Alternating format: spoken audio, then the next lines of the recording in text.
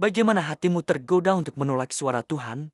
Inilah pertanyaan refleksi kita untuk hari ini. Holy Spirit, make my heart open to the Word of God. Make my heart open to goodness. Make my heart open to the beauty of God every day. Amen.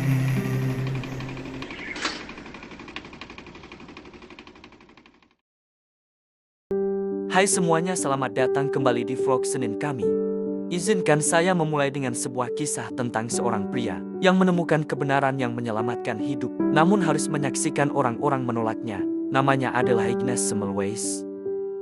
Semmelweis adalah seorang dokter muda asal Hungaria pada tahun 1840-an yang bekerja di sebuah klinik bersalin di Vienna.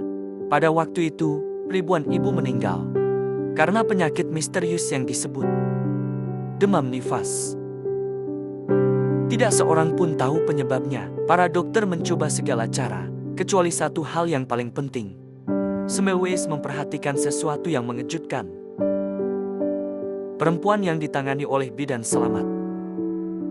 Perempuan yang ditangani oleh dokter justru meninggal. Mengapa? Karena para dokter langsung berpindah dari melakukan otopsi ke menolong persalinan tanpa mencuci tangan. Semmelweis kemudian memperkenalkan aturan sederhana, cuci tangan. Angka kematian turun 90% hampir seketika, tapi bukannya merayakan. Banyak dokter menjadi marah. Mereka merasa tersinggung.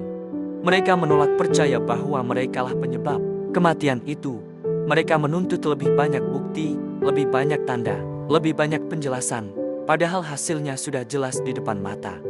Semmelweis ditolak bukan karena ia salah, tetapi karena kesombongan membuat orang tidak mau menerima kebenaran. Dan itu membawa kita pada Injil hari ini. Saudara-saudari terkasih, dalam kitab Markus bab 8, ayat 11-12, orang-orang Farisi datang kepada Yesus meminta tanda dari surga. Bukan karena mereka ingin percaya, tetapi karena mereka ingin mencobai Dia. Yesus sudah memberikan begitu banyak tanda. Ia menyembuhkan orang sakit. Ia mengusir setan. Ia memberi makan ribuan orang. Ia mengajar dengan otoritas ilahi. Kebenaran sudah ada tepat di depan mereka. Namun hati mereka tertutup. Maka Yesus menghela napas dari kedalaman rohnya. Ini adalah salah satu kalimat paling menyentuh dalam Injil. Itu bukan helaan napas karena frustrasi. Bukan karena marah. Itu adalah duka cita yang kudus. Duka cita karena kasih. Yesus meratapi tragedi hati yang menolak rahmat. Hati yang menuntut lebih banyak tanda, sementara mengabaikan tanda-tanda yang sudah diberikan. Hati yang memilih kesombongan daripada pertobatan. Kedegilan adalah salah satu kondisi paling menyedihkan dari jiwa manusia. Ia membutakan kita. Ia membuat kita membenarkan dosa. Ia menghalangi kita melihat kebutuhan kita akan belas kasih.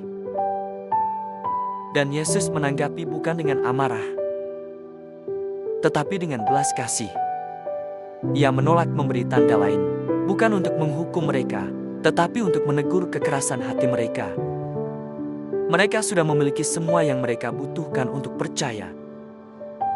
Kitab suci mengatakan sesuatu yang sangat mengena.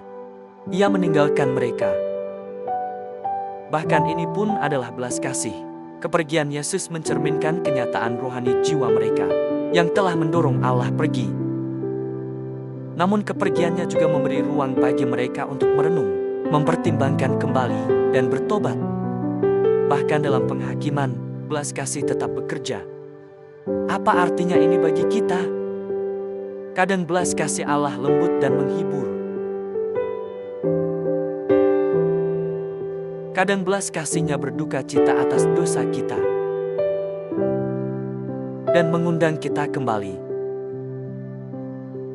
Dan kadang belas kasih-Nya tegas, menegur kesombongan kita supaya kita bisa melihat dengan jelas. Kita dipanggil untuk menerima belas kasih itu dan membagikannya kepada orang lain.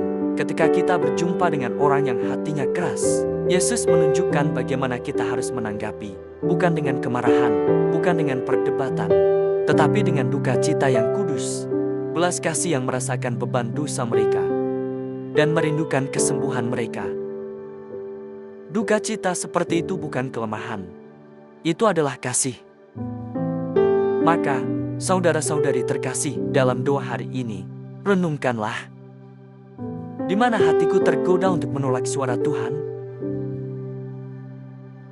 Di mana aku menuntut lebih banyak tanda daripada menanggapi rahmat yang sudah diberikan? Dan bagaimana aku bisa menjadi alat belas kasih bagi mereka yang bergumul dengan kekerasan hati? Mintalah Yesus memberikan kepadamu hatinya, hati yang meratapi dosa, mengasihi dengan mendalam, dan mengundang orang lain kembali kepada rahmat. Baiklah, itu saja untuk hari ini. Jika Anda merasa ini bermanfaat, silakan like, subscribe, dan bagikan kepada seseorang yang mungkin membutuhkan inspirasi hari ini. Terima kasih sudah bergabung, dan saya berharap bertemu kembali Senin depan. Dan seperti biasa, tetaplah terbuka pada rahmat. Marilah kita berdoa, dalam nama Bapa dan Putra dan Roh Kudus. Amin. Bapa Surgawi, sumber segala hal baik, belas kasih-Mu begitu dalam dan empati-Mu begitu besar. Curahkanlah rahmat-Mu kepada kami sesuai dengan kebutuhan kami yang terdalam. Lunakan setiap kekerasan dalam hati kami. Tolonglah kami mengenali tanda-tanda kasih-Mu yang sudah hadir dalam hidup kami. Dan jadikanlah kami alat belas kasih-Mu bagi sesama, terutama bagi mereka yang berjuang untuk percaya. Dalam nama Yesus kami berdoa. Amin. Dalam nama Bapa dan Putra dan Roh Kudus. Amin. Semoga Tuhan memberkati Anda, keluarga Anda, Gereja Katolik kita, dan Couples for Christ.